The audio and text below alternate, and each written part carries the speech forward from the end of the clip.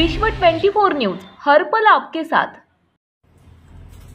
भिवंडीमध्ये बौद्ध समाजाच्या अल्पवयीन मुलाला मारहाण झाली होती।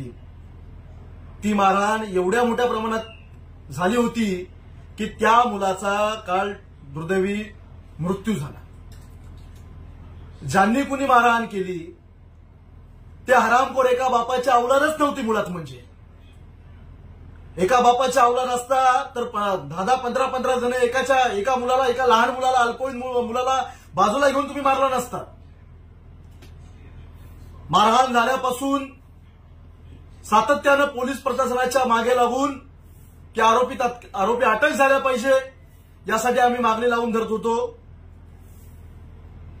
ज्यावेळी काल बौद्ध समाजाच्या अल्पवयीन मुलाची त्याला मृत्यू झाला त्या मारहाणीच्या याच्यामध्ये ऍडमिट असताना, आणि आता पोलीस प्रशासनाने आरोपी अटक केलेले आहेत। जर यांच्या मुसक्या अवलायला कोणतरी प्रस्थापित पक्षाचा तिथला विभाग प्रमुख आहे, त्याचा मुलगा आहे म्हणून तुम्ही त्याला वाचवणार काय? आंबेडकरी चळवळ सत्तेत नसली तर या देशामध्ये सगळ्यात मोठा दबावगट जर कोणाचा असेल तर तो आंबेडकरी चळवळीचा दबावगट आहे। याच्या पुढे पोलीस प्रशासनानं कुठल्याही पद्धतीने भूमिका घेताना आरोपींच्या बाजूने घेऊ नये। आंबेडकरी चळवळीचा दणका हा इथल्या प्रशासकीय व्यवस्थेला महागात पडेल।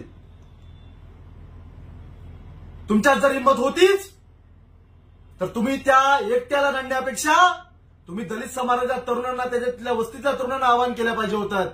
त्यानंतर तुम्हाला समजलं असतं एखाद्या अल्पवयीन मुलाला बौद्ध समाजाच्या तुम्ही बाजूला घेऊन मारता, तुम्ही माधर चोतांनो नामर्दाच्या अवलादात। पोलीस प्रशासनानं जिथे जिथे बौद्धांवरती अन्याय होईल तिथे गाफील राहू नये। सत्ताधारी पक्ष हा कायम सत्तेत राहणार नाही, लक्षात घ्या। आणि आम्ही सत्तेत असू नसू पण आमचा दबाव तंत्र कमी होणार नाही। या देशातला सगळ्यात मोठा दबावगट जर कोणाचा असेल तर तो आंबेडकरवाद्यांचा आहे। जय भीम। राज्यातील महत्त्वाच्या आणि आपल्या भागातील ताज्या बातम्या पाहण्यासाठी आजच आमच्या विश्व 24 न्यूज चॅनलला YouTube वर सबस्क्राईब करा आणि बेल आयकॉन प्रेस करा।